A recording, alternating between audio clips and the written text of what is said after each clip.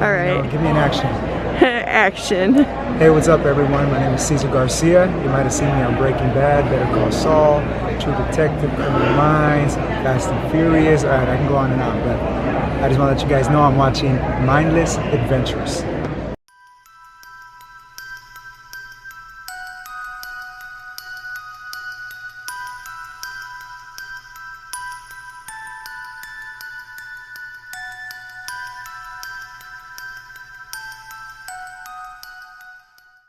Hello. How are you today? Fine, love the show. Thank you very much. Been following. It was awesome doing it. These are the countries I've been to. This was Serbia. This was Tasmania. This was Spain. This was the Ukraine. This was in American Samoa. This, I was on the way to Puerto Rico for an event. That's Australia, Rome, and Serbia. I lucked out on it. I was working at a retail store selling computers, and that's how I met Jay and Grant. They used to buy stuff from me, and then I got to be friends. And he drove their house, and he said, "Hey, we're gonna open for a team. Do you want to try it?" He said, "Not the television, but the private." So I did that for like a year, and then at another Halloween party, which is his favorite, he got a call from Los Angeles saying they were looking for a new person for the show, Ghost Hunters. So I did it, and I loved it. And then the year after that is when International came out, and then I did all 3 seasons of International.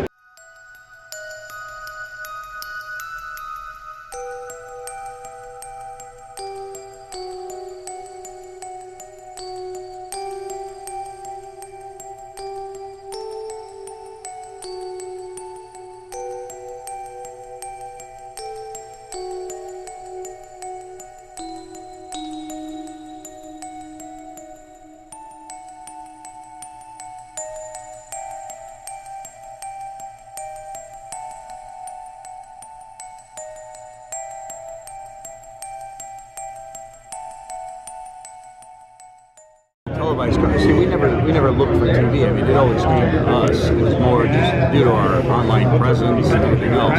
So I worked on a lot of shows behind the scenes helping out. They contacted us because the website was the top paranormal website in the world. So they found us.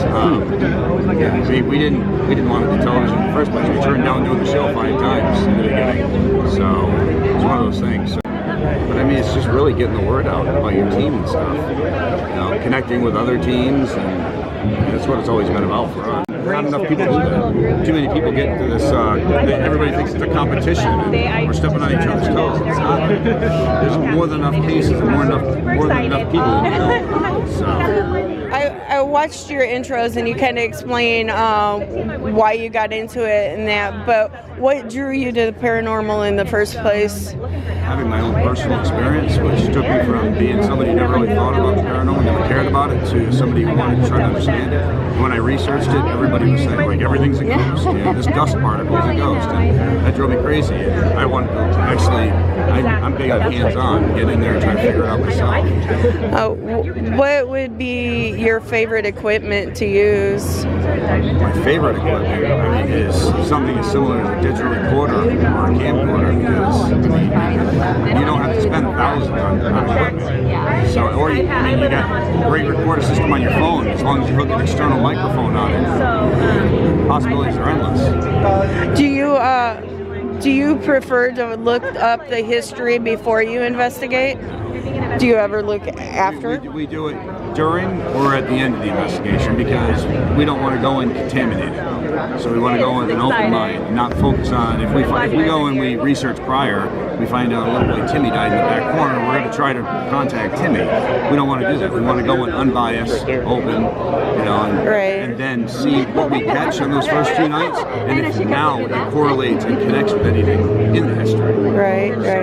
Alright guys, I am fanning out. Got to meet my idols. So excited, but let's get this on.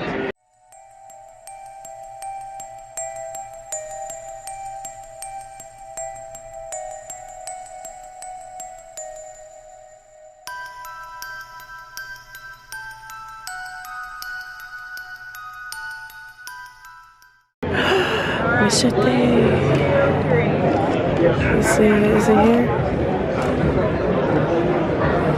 There he is. Danny Trejo.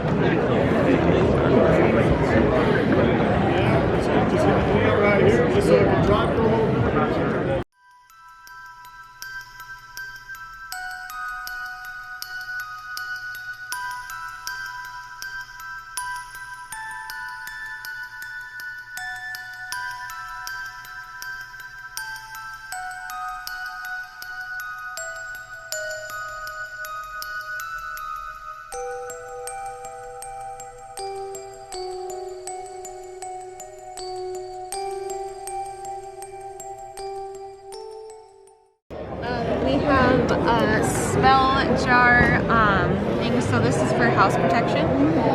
These are just mini ones. And then we have a good luck one. This is protection as well to wear. We also have self-love spell jar earrings and protection earrings. I also offer mediumship readings and oracle card readings. Oh, that's pretty cool.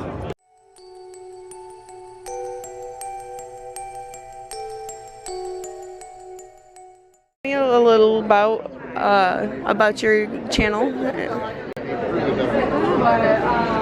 So, I'm Rob with the Ghost Fighters here at DeadCon. It's fantastic. We're meeting some fantastic people, and I've got to say, it's really amazing to meet like-minded people in the community. Our show is in our 11th season, and we deal in a very positive energy way, where we don't use any antagonization, any negative, any demands of anything. We are the opposite, so we're about respecting spirit, and just bringing that respect, that level of integrity to this field. I think it's really important. I hope you watch the show. It's the Ghost Finders. And yeah, this is our 11th season. Megan is our eclectic witch, and she practices eclectic traditional witchcraft, which predates... I'm sorry, I don't mean to cut you off, but my camera is going blurry. It's still blurry, but we're going to keep rolling. All right. Hi, my name is Megan Deputy, and I'm here with Rob and the Ghost Finders. I've been part of the team since season 7.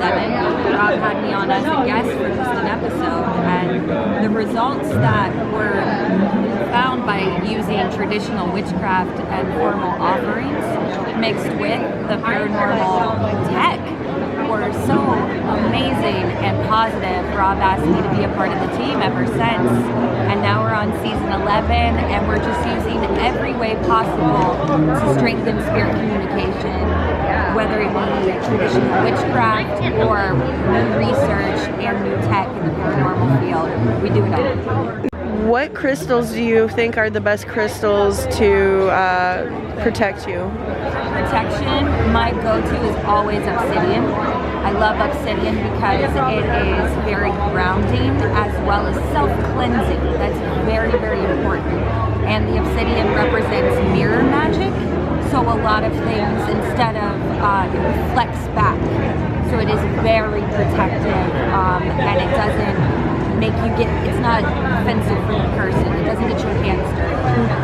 Jet is also very good, but it is not self-cleansing, it is a sponge. We call Jet the witch's armor, so it is very strong, but for those who aren't exactly versed in crystal use, I would suggest the obsidian, so you won't have to go and cleanse your Jet all the time. Do you guys use equipment? Definitely. We use many forms of technology, like everything from K2 to our spirit boxes. Dan has some really cool equipment. He has some pretty beefy spirit boxes, like what is it, the portal that we use a lot, and different Geobox. The Geobox. Geoport. Yeah. So we use everything that we can get our hands on both spectrums, witchcraft and tech.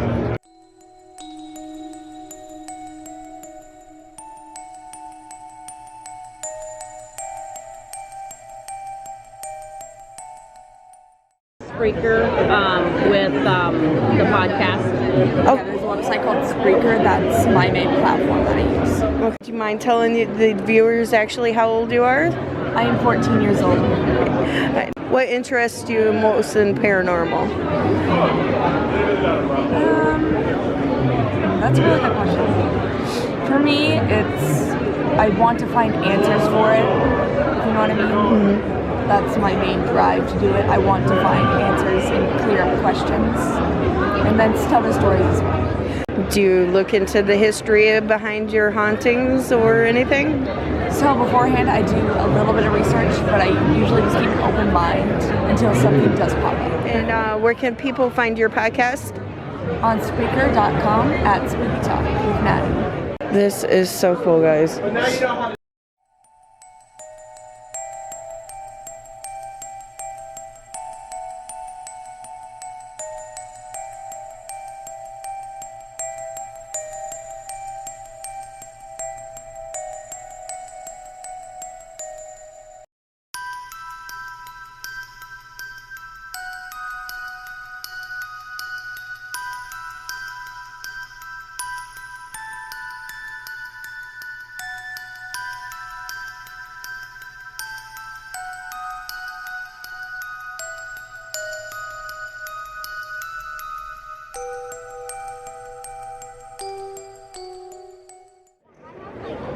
Goosebumps Illustrator.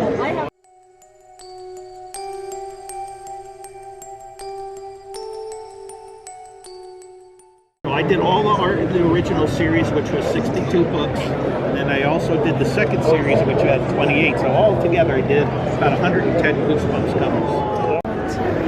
Hellraiser. Okay. I don't think I've ever actually watched all that all the way through.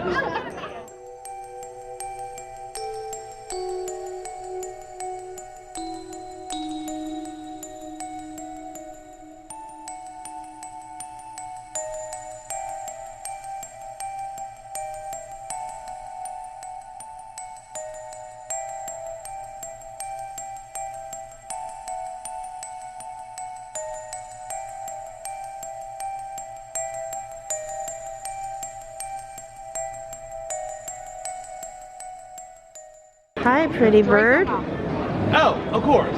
Yeah, he actually had a Eurasian eagle owl. That was his person. Don't bite. Everyone knows Hedwig. Yes. Don't bite. Like snowy owl. Oh, you are so pretty. Scopes owl. They're old owl. Yeah. You are so pretty. Rupert Griggs. Yeah, I mean, how are you? Good. Hey guys. Not much. We are raising money for Make-A-Wish. Awesome. Everything goes to Make-A-Wish, so you got... How about I just make a small donation today? I only got a little bit of cash. Well, you can spin the wheel for $1, or you can get a button and a star for $2 and get into the raffles. I got $2 here. Okay. Whatever you want. I mean, you can get a $2 will get you a Make-A-Wish bracelet or a button. We can do a button, I guess. Okay.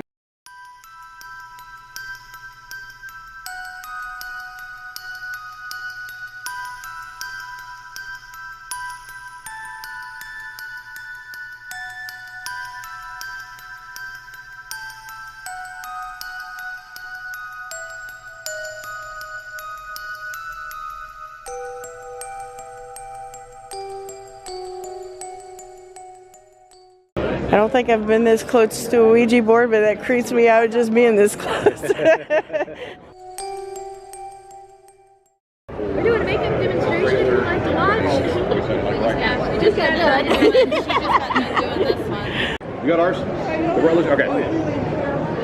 Hi. Hi.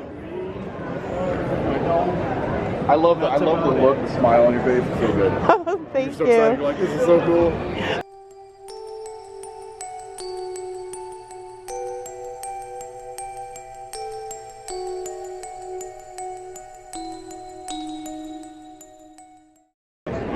Yeah, so this is, I had a lucky second generation puppeteer, so I grew up with my parents doing puppetry. I had a lucky break in 1979 on Empire Strikes Back with Yoda.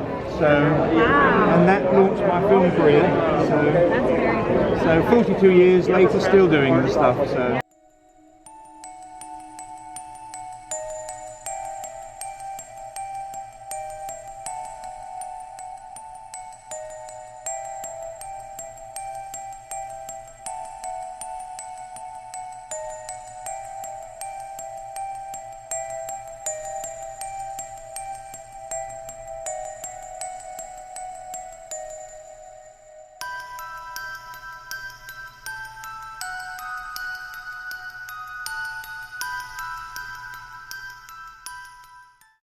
Well, you look pretty lonely over here. Yeah. I can't say that I'd like Fast and Furious, but I have seen a couple of them. Yeah, I've seen a couple. Yeah. Yeah, they're kind of way out, right? Yeah. But I mean, they're entertaining. I'm horror, so I mean that's not horror. Have you seen The Circle? Have you seen Circle? The movie Circle? No, I don't think I have. Is it already out? Yeah, it's on Netflix. I will definitely check that out. So what brought you here to DECCON? My agent. There you go. Do you like paranormal stuff then? I absolutely am a horror fan at heart. Yeah. I haven't done that much horror, unfortunately, as an actor. I mean, Circle is probably the only horror film. So that kind of got me in here. Unfortunately, I don't have anything else horror. Everything else is action. And Have you ever thought about going out and doing it yourself? Like paranormal investigation? Oh, I love that stuff. Yeah? You should come out with us. I've been dying to have some kind of experience like that. It's no longer, it's closed up. Got in there, you know, and went into the rooms are like chained up, everything. Went into the rooms, went down to the coconut. It's called the Coconut Ballroom or something, where he was murdered. Nothing. I was there by myself, like, come on, hunt me. You're wanting it. You got to be a little more open and just kind of chill. Unfortunately, my fear receptors are all burned out, so it's like extremely hard for me to be scared. Like, have you had any experiences? Yes, I have. I've had plenty. My first husband, his brother was killed 2015, I want to say, by a firework. We had a prayer circle around where he fell, and I went to go relight the candles, and there was one that was just kind of had a little flare to it, a spark, and I got to talking to him. It lit up. Oh, wow. I stopped talking to him, it went back, and it kind of flickered. And it was going on in the house too, and I didn't know it until I went in and talked to him. I've even been to psych asylums that are closed down and stuff. Being an actor, we film in really crazy locations sometimes, and you know, and being on set, like they tell us, oh, don't go there, but we, you know, me, I'm curious, I go.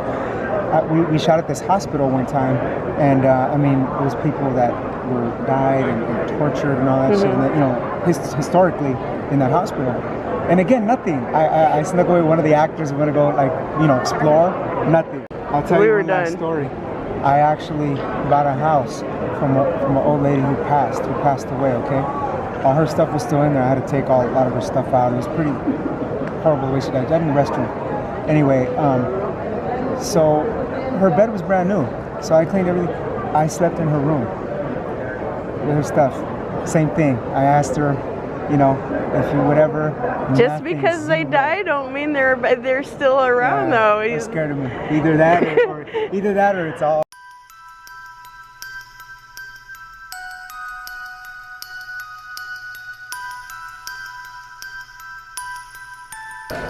Well,